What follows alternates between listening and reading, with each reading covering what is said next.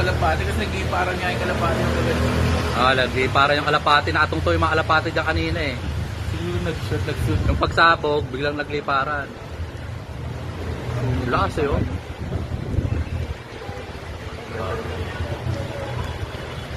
Buti hindi tayo nakakonekta dyan. Malakas nga.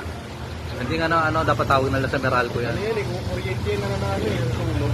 Ayun. Diba? Okay. Masaya. Pag tutong na yung kalapate, wala na. Kailangan niya maputol para mawala yung connection. Alam mo, subdivision na Meridian, bro. Meadows. Meadows daw. Meadows.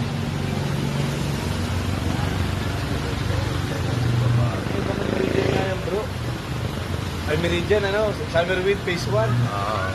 Sa kabila eh, sa kabila yun eh. Grabe.